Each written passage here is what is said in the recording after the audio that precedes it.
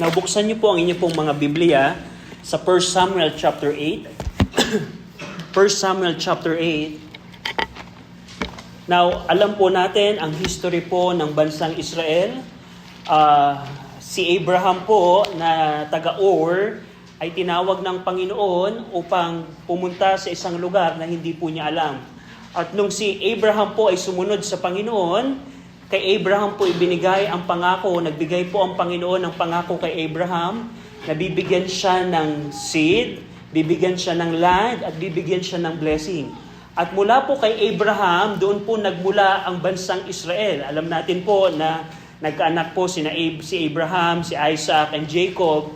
Si Jacob ay nagkaroon ng 12 anak at sila ay nag-migrate from Canaan to Egypt. At sa Egypt po, doon po dumami po ang lahi po ng bansang Israel. At alam natin yung story na yung account ng Exodus, dumating sa punto na ang Panginoon dineliver ang bansang Israel sa kamay po ni Pharaoh.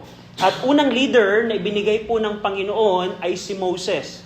Nung pagkatawag po ng Panginoon kay Moses, basically doon po nagsimula yung governance ng theocracy. By the way, sa ating pong panahon sa Pilipinas, anong klase pong gobyerno ang tumatakbo sa Pilipinas? Democracy. Pag sinabing democracy, sino ang may kapangyarihan? Tao. Pero nung bansang Israel po, ang disenyo po ng Panginoon na gobyerno ay hindi po democracy, hindi ang tao ang nasusunod, kundi po theocracy.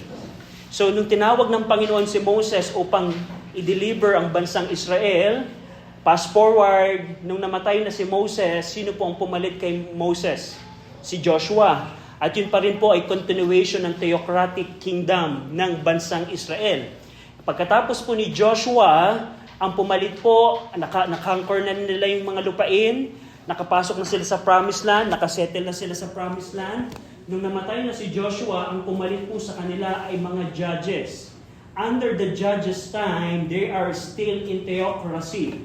Meaning, pag sinabi by the way ang theocracy, ang Diyos po ang namamahala primarily. Kumpara sa democracy, ang tao ang namamahala, ang theocracy po, ang Diyos ang namamahala. So, the time of Moses, the time of Joshua, and the time of Judges, ang type of government of the nation Israel is theocracy. But one day, there was account in 1 Samuel chapter 28, dumating po yung punto na ito po ang ginawa ng mga bansang Israel. They are under the rule of Jehovah at this time. Matingnan niyo po ang 1 Samuel chapter 8, verse 7. 1 Samuel, before ko po basahin yan,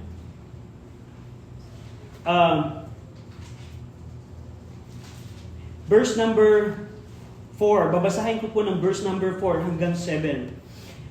1 Samuel 8, verse 4 to 7. Then all the elders of Israel gathered themselves together and came to Samuel unto Ramah and said unto him, Behold, thou art old, and thy sons walk not in thy ways. Now make us a king to judge us like all the nation.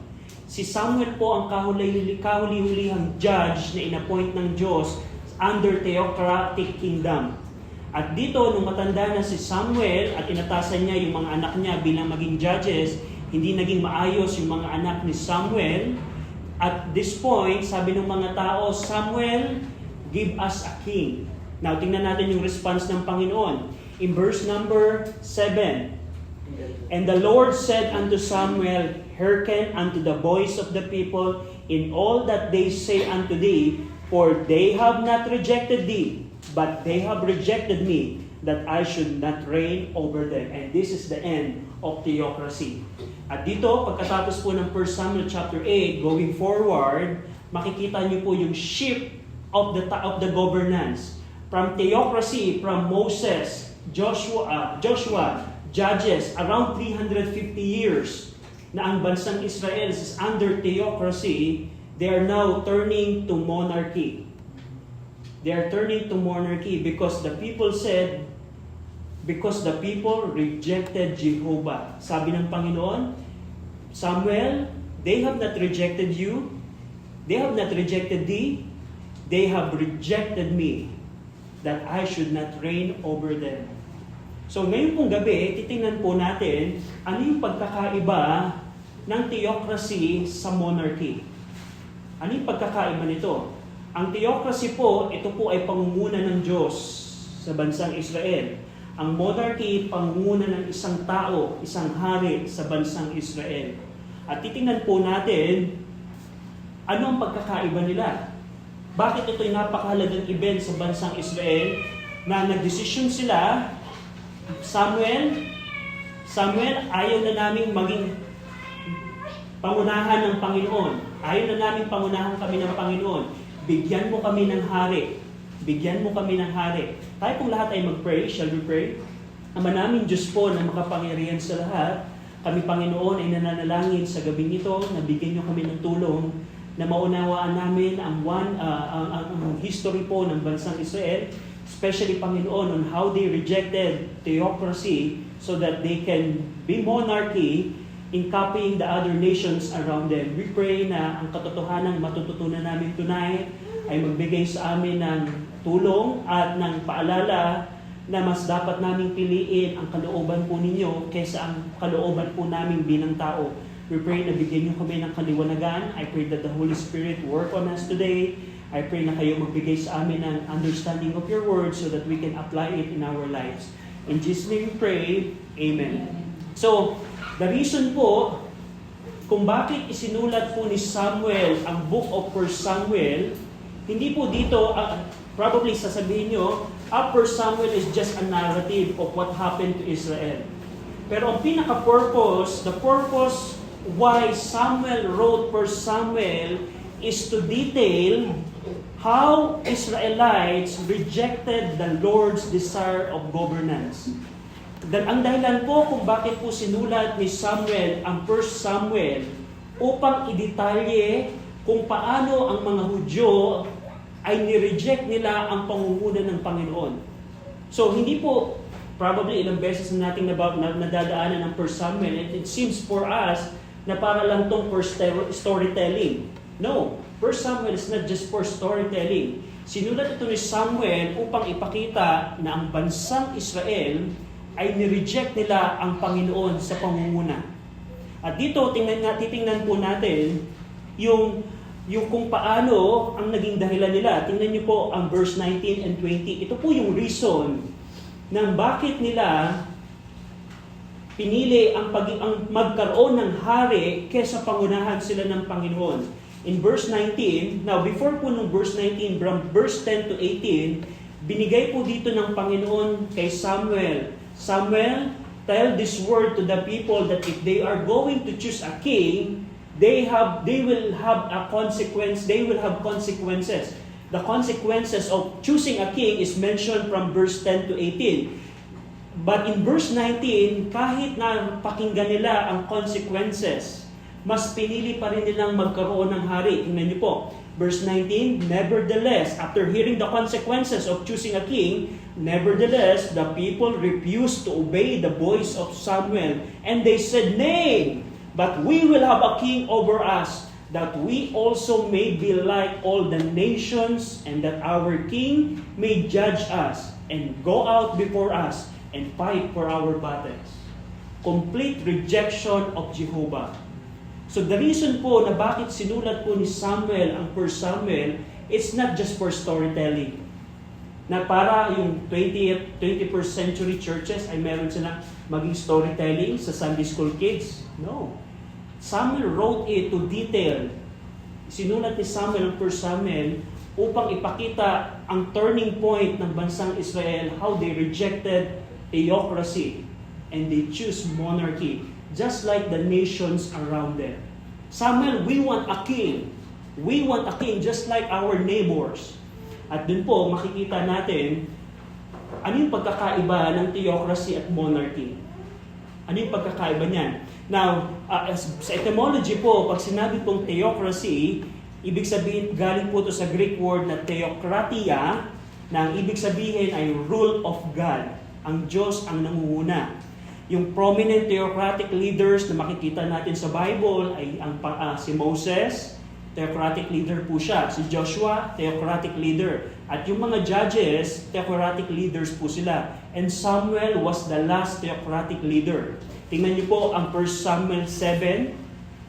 1 Samuel 7, bilang theocratic leader, ito po yung mga ginagawa po nila.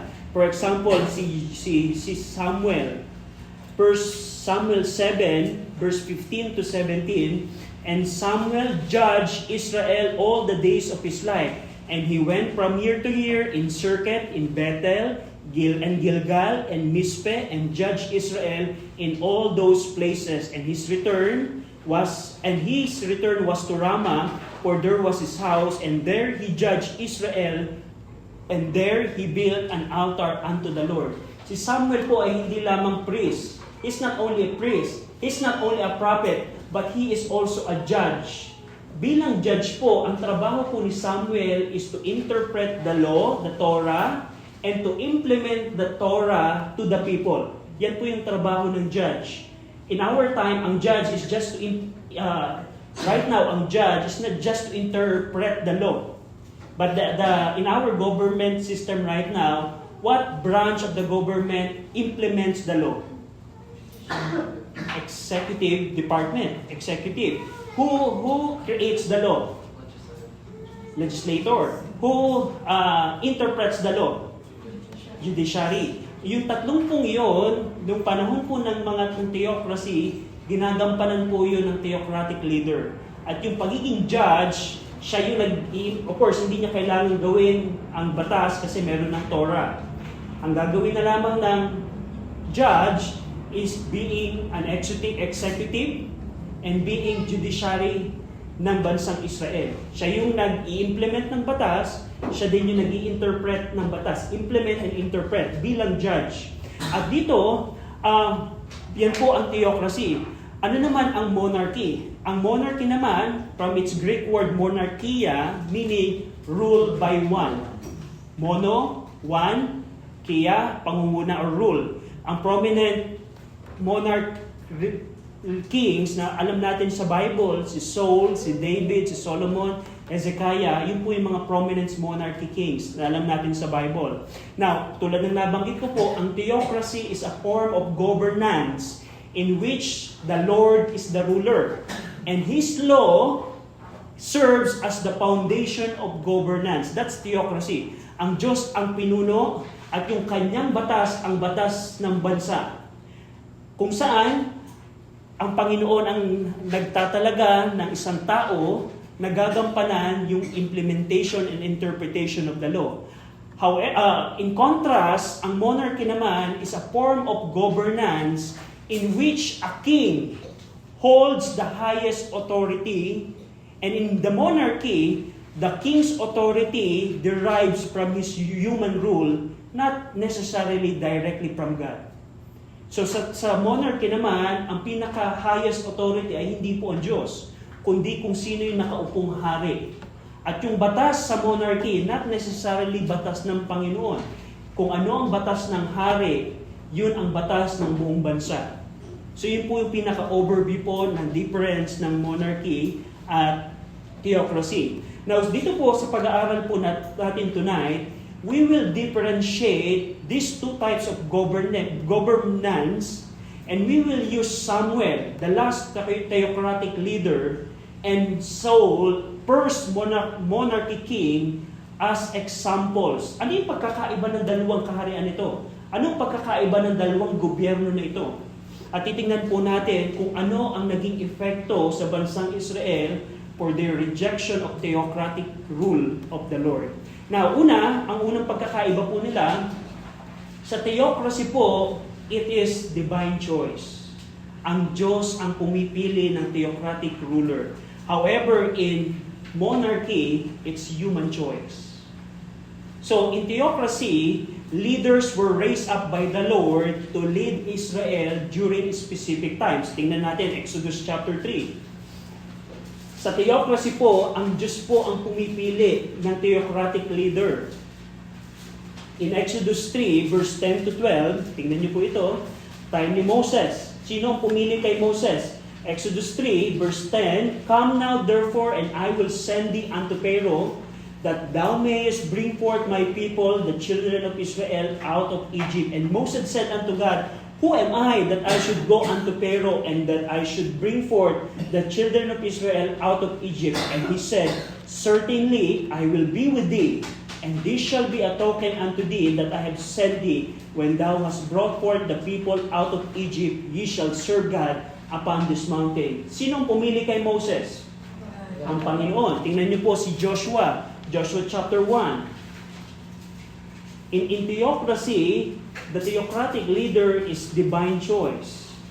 In Joshua chapter 1, verse 1 and 2. Joshua chapter 1, verse 1 and 2. Now after the death of Moses, the servant of the Lord, it came to pass that the Lord spake unto Joshua the son of Nun, Moses' minister, saying, Moses my servant is dead. Now therefore arise. Jehovah is speaking to Joshua. Joshua, now therefore arise.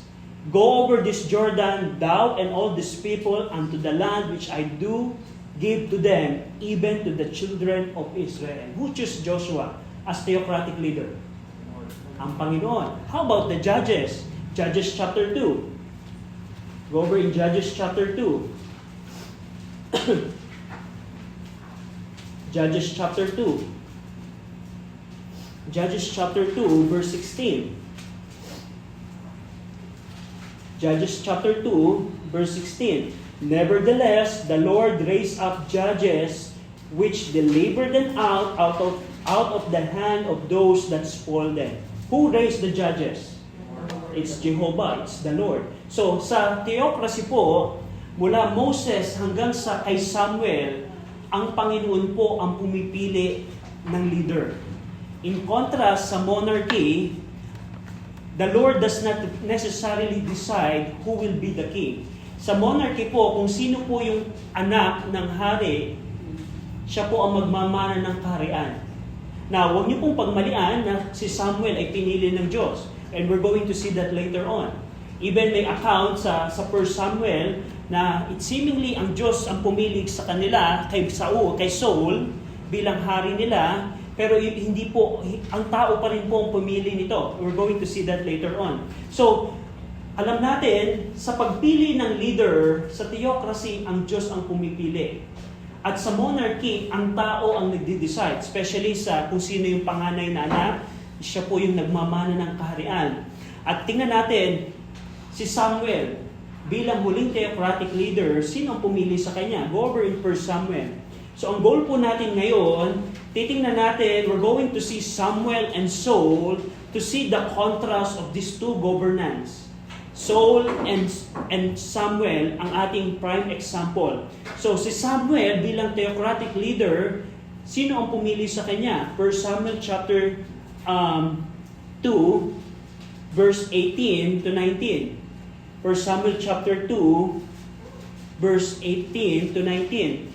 And 1 Samuel chapter 2, 18 to 19. But Samuel ministered before the Lord, being a child, girded with a linen ephod. Moreover, his mother made him a little coat and brought it to him from year to year, where she came with her husband to offer the yearly sacrifice. At this point, Samuel was chosen or was appointed as a priest. Dito po sa verse 18. Go over in 1 Samuel 3:20. 1 Samuel 3:20. And all Israel from Dan even to Beersheba knew that Samuel was established to be a prophet of the Lord. In chapter 2, Samuel became a priest. In chapter 3, Samuel became a prophet. Now in chapter 8, go over in 1 Samuel chapter 7 rather. 1 Samuel chapter 7 rather. 1 Samuel chapter 7. In chapter 2, he became a priest. In chapter 3, he became a prophet. And here in chapter 7, verse 6, and they gathered together to meet, chapter 7, verse 6, And they gathered together to Mizpeh and drew water and poured it out before the Lord and fasted on that day and said there, "We have sinned against the Lord." And Samuel judged children of Israel in Mizpeh. Ito po yung first occurrence kung saan si Samuel judged Israel. He performed the duty of a judge, a theocratic leader. So dito po, kung titingnan natin yung buhay po ni Samuel, ang Diyos ang naghubog kay Samuel, not only to become a priest, not only to become a prophet, but also to become a theocratic judge or theocratic leader. Yun po si Samuel. Now, ang tanong, sino naman kay Saul? Sino naman ang pumili kay Saul? Tingnan niyo po ang 1 Samuel 8, 1 Samuel 8, verse 6 to 7. Nabasa na natin ito kanina, but we're going to read it again. 1 Samuel 8, verse 6 to 7. But the thing displeased Samuel when they said, "Give us a king." The people said, "Samuel, Samuel, give us a king to judge us." And Samuel prayed unto the Lord. Ang dito po, makikita ninyo, ang mga tao po ay pinili at nag-request at humingi kay Samuel, "Samuel, matanda ka na, yung mga anak mo, hindi sila magaling at maayos na judge, give us a king. Give us a king." Ang tao po ang pumili sa unang monarch king. Now, kung babasahin niyo po, in the later part of chapter 9, kung babasahin niyo po yung 1 Samuel chapter 9, it would seem na ang Panginoon ang pumili kay Saul. Because in chapter 9, dito niyo po makikita kung paano si Saul ay pinadala kay Samuel upang i-anoint. At ang Panginoon, it's Jehovah who works on Saul in chapter 9 so that he would go to Samuel to be anointed as the first king. Na even na yung chapter 9 ay nagpapakita na ang Panginoon ang pumili kay Saul, it's not necessarily divine choice. Dahil yung response of Jehovah of choosing Saul as the king is the result of the rejection in chapter 8. The reason the Lord chose Saul is because the people rejected the Lord first. So parang ganito po, okay? Ni-reject niyo ako, but because ni-reject niyo ako, hahayaan ko kayo kung anong gusto ninyo. Ganun po ang naging attitude ng Panginoon. You don't want me to rule over you, then I will give you what you want. So that's why in chapter 9, it seems na parang ang Panginoon ang pumili kay Saul, but in reality, it was the result of their rejection. Because in chapter 12, tignan niyo po ulit, chapter 8, the first rejection. In chapter 9, the Lord chose Saul. But in chapter 12, it was repeated.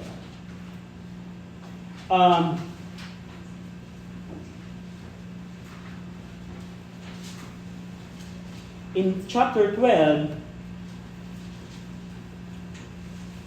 verse number 18. 1 Samuel chapter 12, verse 18. So Samuel called unto the Lord, and the Lord sent a thunder and rain that day, and all the people greatly feared the Lord and Samuel. And all the people said unto Samuel, Pray for thy servants unto the Lord thy God, that we die not. For we have added unto all our sin this evil to us as a king. So dito po, gumawa po ng milagro si Samuel, at pinakita niya dito yung galit ng Panginoon sa kanila. At bilang response ng mga tao, sabi ng mga tao, Samuel, ipag-pray mo naman kami that we have added unto all our sin this evil, that we die not, for we, sabi ng mga tao, the people are saying, for we have added unto all our sin this evil to us as a king. Isang kasamaan ang ginawa namin, Samuel, nung kami ay humingi ng hari. So it's the people's choice. Si Saul po, it's not the Lord's divine choice. Even chapter 9 indicates that it was the result of their rejection of Jehovah. Makikita niyo po yung chapter 8 and chapter 12 tells us that Saul as the monarch king was chosen by the people. So yun po yung unang pagkakaiba. Sa theocracy po, ang Diyos ang pumipili. Sa monarchy, ang tao po ang pumipili. Now, question ko po, ano po ang mas mainam? Which is better? The Lord's choice or the people's choice? It's the Lord's choice. Yan po yung unang pagkakaiba. Pangalawang pagkakaiba po ng theocracy at ng monarchy. Sa theocracy po, nadoon po ang presensya ng Diyos. The Lord's presence is there. However, in monarchy, the Lord's absence, ang presensya ng Diyos ay wala.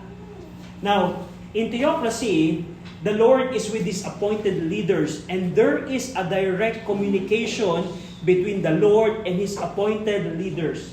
One thing na mapapansin niyo po, whenever the Lord wants something to tell to the theocratic leader, He directly communicates to Moses, to Joshua, to the judges. Direct communication. Whenever the theocratic leader has concern to the Lord, the theocratic leader directly called to the Lord. However, in monarchy, it's not the setup. Kaya po ang prophets po, ang trabaho ng prophets, when the Lord wants something to tell to the king, pagpapadala po ang Panginoon ng prophets. At kung kailangan ng hari, whenever the king would like to communicate to the Lord, he cannot directly communicate to the Lord. Sino po ang tinatawag ng hari? Prophets. So, meron pong pagkakaiba. Now, tingnan nyo Exodus 33:11. Now, in Exodus 33:11,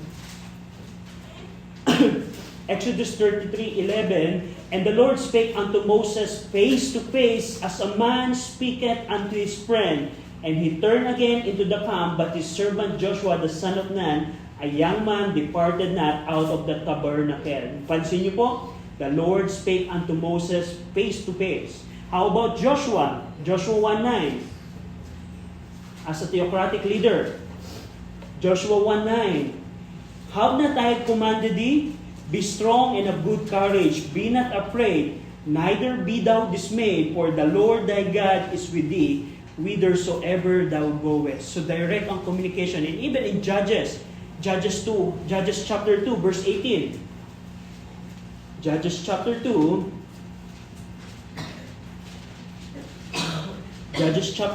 verse 18. Judges chapter 2, verse 18. And when the Lord raised them up judges, then the Lord was with the judge. The Lord was with the judge and delivered them out of the hand of their enemies all the day of the judge. For it repented the Lord because of their groanings by reason of them that oppressed them and vexed them. Gusto ko pong pansinin nyo doon. And when the Lord raised up judges, the Lord was with the judge. Ang presensya po ng Diyos ay nasa theocratic leader na kanyang tinayo at kanya pong pinili. So how about sa monarchies? In contrast, under the monarchy, the Lord's presence is not always with the king. He primarily communicated His will through the prophets, nakita na natin yan, rather than directly communicating to the king. So you can check sa inyo pong Bible, probably later on na lang sa inyo pong bahay, you can check 2 Samuel 12:1, you can check 1 Kings 21:17-19, and Isaiah 38 verse 1 on how the Lord communicates to the kings. He always used the prophets. So yun pong pagkakaiba. Now, kay Samuel at kay Saul, tingnan natin po ang pagkakaiba nila. Because those two characters is our primary examples to illustrate the contrast. Now, we know that the Lord is with Samuel. And he did let not of his words fall to the ground. Tingnan niyo po ang 1 Samuel 3:19. 1 Samuel chapter 3 verse 19. As a theocratic leader, ito po si Samuel. And Samuel grew and the Lord was with him. Parang pamilyar sa Book of Judges. The Lord was with him. And did let none of his words fall to the ground. So dito, he directly called on the Lord, and the Lord listened and answered him. So not only the Lord is with Samuel, makikita niyo sa 1 Samuel, merong direct communication si Samuel at ang Panginoon. Bilang example, go over in 1 Samuel 7:9. 1 Samuel 7:9. 1 Samuel 7:9. And Samuel took a suckling lamb and offered it for a burnt offering wholly unto the Lord. And Samuel cried unto the Lord for Israel, and the Lord heard him. And the Lord heard him. Isa po, 1 Samuel 8, verse 7. 1 Samuel 8, verse 7, and the Lord said unto Samuel, and the Lord said unto Samuel, chapter 9, verse 15. Chapter 9, verse 15. Now the Lord had told Samuel in his ear a day before Saul came. Napansin niyo po, direct communication ang Panginoon sa kanya pong theocratic leader. At dito, so, makikita natin kay Samuel that he directly called on the Lord and the Lord listened and answered him. The Lord also communicated directly with Samuel. So yun po yung nakita natin. How about Saul? Bilang monarch or king, sa unang 2 taon po ni Saul, the Lord was with him. Kasi nung si Saul po ay bumaba po ang banal na espiritu. Sa Old Testament po, yung pananahan, the coming of the Holy Spirit in the Old Testament is mainly for political purposes. In contrast sa New Testament, ang dwelling of the Holy Spirit is permanent for the believers. Whenever you're going to see that the Holy Spirit comes to an individual in the Old Testament is primarily for the national and political purposes ng bansang Israel. At because si Saul ay naging hari, the Holy Spirit came to him. At makikita niyo po that the Lord was with him during the first 2 years of the reign of Saul. But because Saul transgressed against the Lord, go over in 1 Samuel 13. Sa unang 2 taon po ni Saul, the Lord was with him and the Spirit of the Lord came upon him during the first 2 years. But because of the sin of Saul, for example, in 1 Samuel 13, 8 to 10,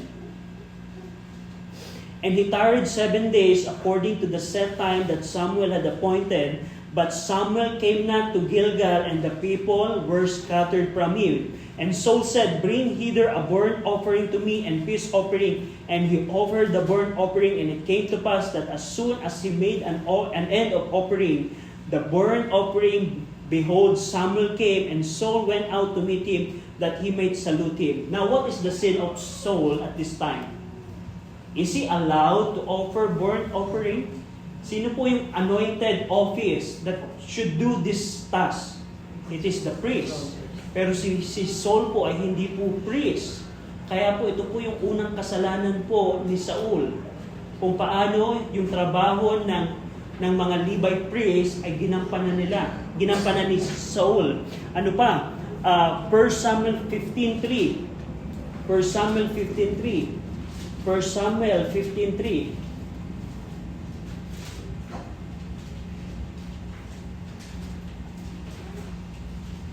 Now, you can read na lang po ito all throughout, but ito po yung another sin ni Saul kung saan inutusan ng Panginoon si Saul na i-destroy utterly ang mga Amalekites. And we know the story of this chapter. Hindi po ginawa ni Saul at hindi po niya sinunod ang utos ng Panginoon. Hindi niya pinatay yung hari at yung mga animals na maaayos ay hindi po niya pinatay. At yun po ay kasalanan ni Saul sa Panginoon. Because of those sins, tingnan niyo po ang 1 Samuel 16:4. 1 Samuel 16:4. 1 Samuel 16:4 and 1 Samuel 16 verse 4. And Samuel did that which the Lord spake, and came to Bethlehem, and the elders of the town trembled at his I think, hold on. 16, 14, 14.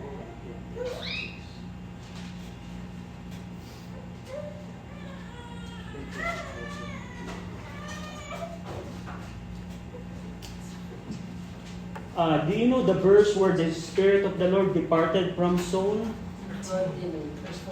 Verse 14. I'm sorry. 16:14. Tama po? Okay. 1 Samuel 16:14. Sorry. But the Spirit of the Lord departed from Saul, and an evil spirit from the Lord troubled him. So yun po yung pagkakaiba. Kay Samuel, the Lord was with him. Pero kay Saul, because he transgressed not only the burnt offering, but also the task to utterly destroy Amalekites, the Spirit of the Lord departed from Saul. At ano naging resulta nito? After the Spirit departed from Saul, tingnan niyo po ang 1 Samuel 14:37. 1 Samuel 14, verse 37. 1 Samuel 14:37. And Saul asked counsel of God, shall I go down after the Philistines? So makikipaglaban sila. And sabi ng Panginoon, sabi ni Saul, tumawag si Saul kay Jehovah, at ang sabi ni Saul, shall I go down after the Philistines? Will thou deliver them into the hand of Israel? But he answered him not that day. The Lord answered Saul not.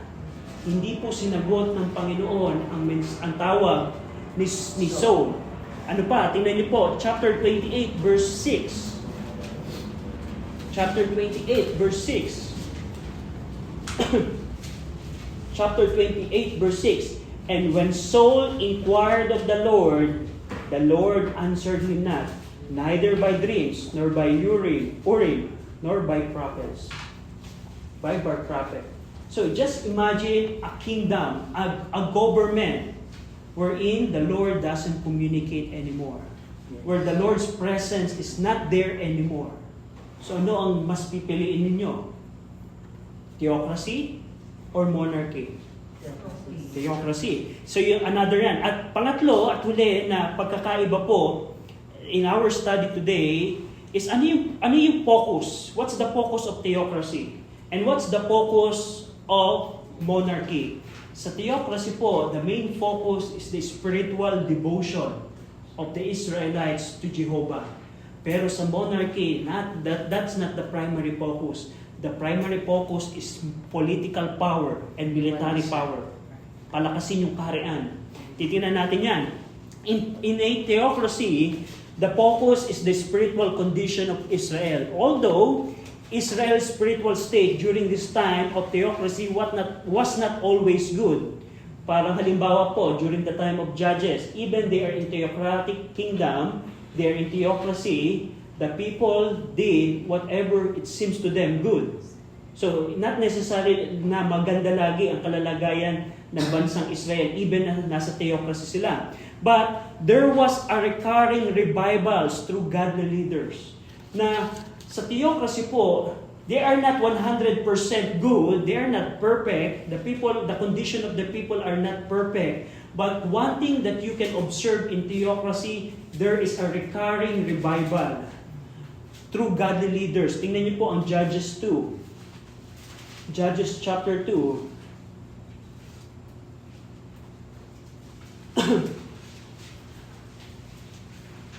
Judges chapter 2, verse 16 to 19. Nevertheless, the Lord raised up judges which delivered them out of the hand of those that spoiled them, and yet they would not hearken unto their judges. But they went a-roaring after other gods, and bowed themselves unto them. They turned quickly out of the way which their fathers walked in, obeying the commandments of the Lord. But they did not so. And when the Lord raised them up judges, then the Lord was with the judges, and delivered them out of the hands of their enemies all the days of the judge. For it repented the Lord because of their groanings by reason of them that oppressed them and vexed them. Verse 19. And it came to pass, when the judge was there, that they returned and corrupted themselves more than their fathers in following other gods, to serve them and to bow down unto them. They cease not from their own doings, nor from their stubborn way. So basically, ang Judges po is one of the example na hindi po perfect ang condition ng bansang Israel, kasi sila po ay lalayo sa Panginoon, magagawa ng kasalanan sa Panginoon, at paparusahan sila ng Panginoon. At yung bansang Israel, pag tumawag sa Panginoon, whenever they cry before the Lord, the Lord raise up judges to deliver them. At yung book of Judges, it is a cycle of that. Kasalanan, sin, retribution, prayer, revival, and then paikot-ikot yung cycle ng book of Judges. So ang point ko po dito, yes, they are not perfect during the theocratic kingdom, but there's a recurring revival. Na ang Panginoon ay nagre-raise up ng judges whenever they are going to call, whenever they call sa Panginoon, the Lord will raise up judges to deliver them. In contrast, under the monarchy, Israel's spiritual state was in constant decline and apostasy. Sa theocracy, ang kanilang condition up, down, up, down, up, down. Pero sa monarchy, it's a constant decline. Ang kanilang spiritual condition. Yes, from time to time, magpa-fluctuate yan kapag yung king ay mabuti, like David, like Hezekiah. Pero kung if you're going to observe the spiritual condition of nation Israel under the monarchy, it was a constant decline. It was a constant decline. Now, it is primarily because of their wicked kings. Dun po sa study notes nyo, I put there the wicked kings of Israel. At mapapansin ninyo, the kings in monarchy, the kings often focus on political stability and military strength. Ang Panginoon hindi po primary focus. Pero sa theocracy, yung spiritual condition nila ang unang dahilan kung bakit nagpapadala ang Panginoon ng mga judges to revive them so that they can repent of their sin at tanggalin ng Diyos ang sumpa sa kanila. Pero sa monarchy, iba po ang focus. And we're going to see that sa character ng last theocratic leader na si Samuel at first monarchy na si Saul. Tingnan natin po ang dalawang character nito. Of course, we know that Samuel led the people to return to the Lord, put away their false idol, and serve Him alone. Tingnan niyo po ang 1 Samuel 7. The focus of theocracy is the spiritual devotion of the nation. In 1 Samuel 7, verse 3 to 6, "And Samuel spake unto all the house of Israel, saying, If you do return unto the Lord with all your hearts, then put away the strange god and the Ashtaroth from among you, and prepare your hearts unto the Lord, and serve Him only, and He will deliver you out of the hand of the Philistine. Then the children of Israel did put away Baalim and Ashtaroth, and serve the Lord only. And Samuel said, Gather all Israel to Mizpeh, and I will pray for you unto the Lord. And they gathered together to Mizpeh, and drew waters, and poured it out before the Lord, and fasted on that day, and said there, We have sinned against the Lord. And Samuel judged the children of Israel in Mizpeh. That is a spiritual revival under a theocratic leader. Ang bansang Israel ay nakaranas ng pagsakop ng Philistine dahil sa kanilang kasalanan, at ang Panginoon pinadala sa Samuel. Samuel preached to the people, repent. At nung nagrepent sila, diniliver sila from the hand of the Philistine. Spiritual devotion is the primary focus. Now, at makikita natin dito, in another thing about Samuel, in 1 Samuel 12, he challenged the people he challenged the people of his faithful integrity. Challenge ni Samuel ang mga tao. Ako ba ay naging corrupt na leader? Tingnan niyo po ang 1 Samuel 12, 1-5. Paano naging leader si Samuel sa bansang Israel? And Samuel, verse 1, chapter 12, verse 1. And Samuel said unto all Israel, Behold, I have hearkened unto your voice in all that ye said unto me, and have made a king over you. And now behold, the king walketh before you, and I am old and gray-headed. And behold, my sons are with you, and I have walked before you from my childhood unto this day. Verse 3, Behold, here I am. Witness against me before the Lord, before His anointed. Whose axe have I taken? Or whose ass have I taken? Or whom have I defrauded? Whom I have oppressed? Or of whom have I received any bribe to blind mine's eye therewith? And I will restore it to you. And they said, Thou hast not defrauded us, Samuel, nor oppressed us, neither hast thou taken oath of any man's hand. And he said unto them, The Lord is witness against you, and his anointed is witness this day, that ye have not found aught in mine hand. And they answered, He is witness. So ano yung integrity? What is the integrity of Samuel as a theocratic leader? Sabi ni Samuel, meron ba akong inoppress? Tumanggap ba ako ng suhol? Anong klaseng namahala ko sa inyo? Anong sabi ng mga tao? Tapat kang lingkod, Samuel. Tapat kang leader sa amin. God is the witness. Ganun po ang theocratic leader. So, as Samuel, makita natin dito, not only he led the people to repent, but also he challenged the people of his faithful integrity. And last, tingnan niyo po in chapter 12, he warned the people to fear the Lord and serve Him and obey His voice and not rebel against His commandments. Chapter 12, verse 14 to 15.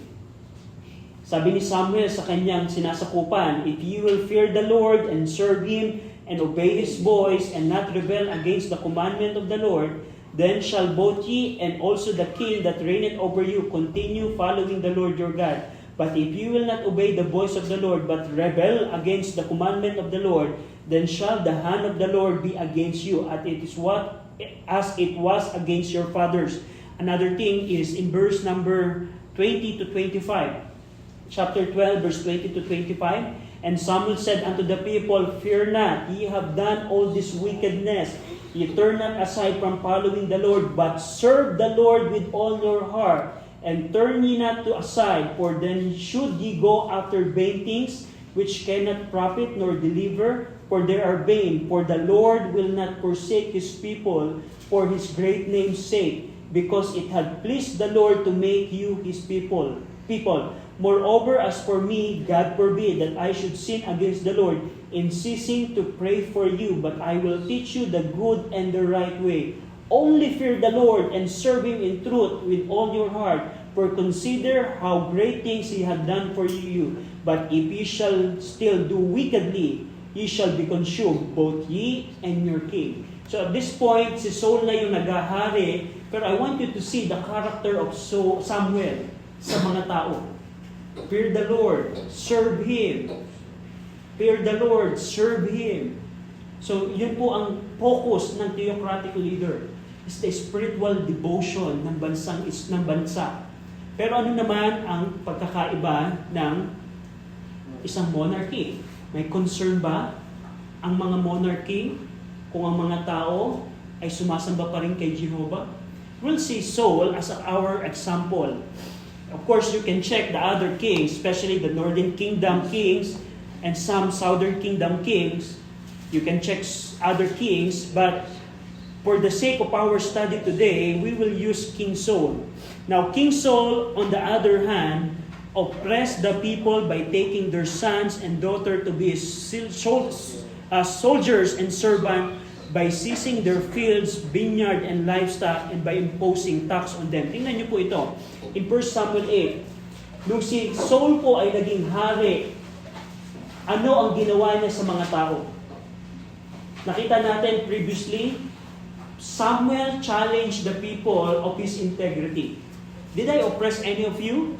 Did I take bribe of you? Samuel said to the people. At wala nakitang kasalanan mali ang mga tao. Tingnan natin ang kanyang counterpart, si Saul. In 1 Samuel 8, 1 Samuel chapter 8, verse 10 to 17. And Samuel told all the words of the Lord unto the people that asked him a king. Now, ang context po nito, Samuel was telling to the people what would be the consequence of them choosing a king. At sabi ni Samuel, mga tao, ito ang gagawin ng hari. Dahil pumili kayo ng hari, ito ang gagawin ng hari sa inyo. Tingnan niyo po, verse 11. And he said, This will be the manner of the king that shall reign over you. He will take your sons and appoint them for himself, for his chariots, and to be his horsemen, and some shall run before his chariot, And he will appoint him captains over 1,000 and captains over 50s, and will set them to ear his ground and to reap his harvest and to make his instruments of war and instrument of his chariot. And he will take your daughters to be confectionaries and to be cooks and to be bakers, and he will take your fields and your vineyards and your olive yards, even the best of them, and give them to his servant. And he will take the tenth of your seed and of your vineyard and give to his officer and to his servant. And he will take your men servants and your maid servant and your goodliest young men and your asses and put them to his work. He will take the tenth of your sheep, and ye shall be his servant. And ye shall cry out in that day because of your king, which ye shall have chosen. And the Lord will not hear you in that day. So ito po yung consequence na sinabi ni Samuel sa bansang Israel, because you as a king, this is what the king will do to you. Kinuha po, well, we don't have the exact account of the fulfillment of this, but we know that it happened. Because the Lord said it, we know it happened. So anong ginawa po ni Saul? Kinuha yung mga anak, ginawang sundalo. Ginawa yung mga daughters, ginawang alipin, yung mga ginawang servant, yung mga daughters. Kinuha yung mga lupain. Kinuha yung mga livestock ni Saul. Kinuhanan ng mga pananim ang mga tao. Kinuha yung mga servant ng mga tao. Lahat kinuha ni Saul. At hindi lamang doon, si Saul ay nag-implement ng taxation. At this time, nagbabayad na sila ng tithes sa Levites, pero si Saul kumuha pa ng another 10%. Yung ani nila, nag-impose siya ng 10% tax. Yung kanilang livestock, may 10% tax pa rin. Just imagine that. That's why Saul is doing that. Because he wants to empower his armies. He needs a lot of resources so that he can empower the kingdom. Saan niya kukunin yung mga resources na yun? Sa tao. Sa tao. At this time, yung before monarchy, they can enjoy their land. They can enjoy their sons and their daughters. But now, because they are in monarchy, yung kanilang mga anak yun, chariot, sundalo. Yung kanilang mga daughters, sila'y naglilingkod sa palace. At meron yung kanilang mga ari-arian ay na-confiscate ng hari. At not only that, meron pa silang tax na binabayaran sa monarchy. Yan po ang ginawa ni Saul. Now, dito, he engaged his people in constant wars. Tingnan niyo po, 1 Samuel 14. Because they are in monarchy, 1 Samuel 14, verse 47 to 48, 1 Samuel 14, 47 to 48. So Saul took the kingdom over Israel and fought against all his enemies on every side, against Moab and against the children of Ammon and against Edom and against the king of Soba and against the Philistine, and whithersoever he turned himself, he vexed them, and he gathered an host and smote the Amalekites and delivered Israel out of the hands of them that spoiled them. Verse 52. And there was sore war against Philistine all the days of Saul, and when Saul saw any strong man or any valiant man, he took him unto him. Just imagine, 40 years po naghari si Saul. Just imagine 40 years na may gera. Who will suffer most? The civilians will suffer most. Just imagine, mag-declare ng war, mag-engage ang Philippines sa gera. Yung mga nag-ROTC na college student, we are required. We are the Reserve Army of the Philippines. Everyone who had undergone ang ROTC, pag kinailangan ng bansa natin, halimbawa, mag-declare ang gera sa China, naubos na yung army ng mga uniform personnel na military natin. Yung mga students na nag-ROTC, they're the next in line. Just imagine, sasabihin, Mikey, ito yung barel. Ganitong humawak ng barel, i-deploy kita dito. Frontline ka. Just imagine, ganun ang mangyayari. Ganun ang nangyari during the monarchy. At the worst thing is, all the days of King Saul, there was a war. Sino nag-suffer dito? Yung tao. We see that yung fulfillment ng 1 Samuel 8, kanino kinuha ni Saul yung mga resources to fight those? And fighting war is not cheap. You can check yung mga expenses ng mga countries, and they spend billions of dollars for their military. Kanino kinukuha nila yun? Sa taxpayer. And that they experienced that under the monarchy. But before that, the Lord is the one who delivered them. So that's what they had by choosing a monarchy. So dito, lastly, of course, sa 1 Samuel 15, basahin nyo na lamang po sa bahay, Saul disobeyed the Lord's command to utterly destroy the Amalekites. At anong ginawa ni Saul doon? Saul blamed his people. Instead of claiming the sin, he blamed other people sa 1 Samuel 15. So, anong matututunan natin dito? So there are two types of government. Theocracy, yun po ang kalooban ng Panginoon sa kanila. Theocracy is the will of God. But we see the turning point ng 1 Samuel 8, Samuel, give us a king. Give us a king. And the Lord give them a king. And what happened next? Una, it's not divine choice. Pangalawa, yung presence ng Panginoon wala. Just imagine a country na walang presensya ang Diyos. Do you think the Lord is in the Philippines right now? Meaning, the Lord's presence is in the Philippine government right now? No, I don't think so. How about the focus? Political power, military power. So in conclusion, rejecting the Lord's will is never a wise choice. Yes. Yeah, probably our choice right now is not like that, theocracy and monarchy, but in your personal choice, Christian. Dumating ba ikaw sa point na this is the will for you, but you decided, Lord, I don't want your will for my life. I want my will. Even you see the warning from the scripture, you still choose, Lord, I want my will. Katulad ng ginawa ng bansang Israel. So bilang challenge mga Kristiyano, kung ikaw ay nasa kalooban ng Panginoon, manatili ka sa kalooban ng Panginoon. Kasi kung i-reject mo, if you're going to reject the will of the Lord for you, you will suffer consequences, just like what happened to the nation Israel under monarchy. Under monarchy. So dito makikita natin, what's the right choice? Yung gusto ba ng Panginoon o yung gusto natin? In different areas of our life, meron tayong gusto. Kahit ako right now, meron akong mga gusto na basically ayaw ng Panginoon if we examine the scripture.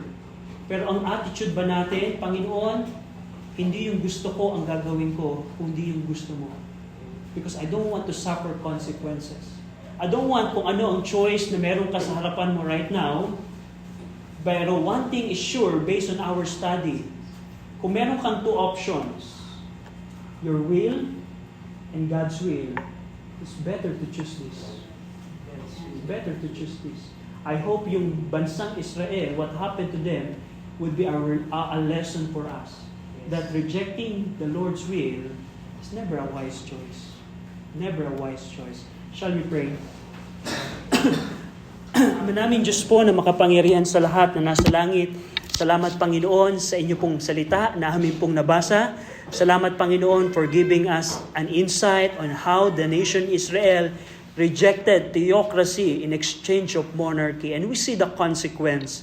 And we pray that you help us, Christians today, church members today, na tulungan niyo po kami na huwag bumagsak sa the same choice na ginawa ng bansang Israel. We pray that you help us to choose wisely, to choose your will in every day of our life, in every decision of our life. We pray na tulungan niyo kami, pinupuri namin kayo. In Jesus' name we pray. Amen.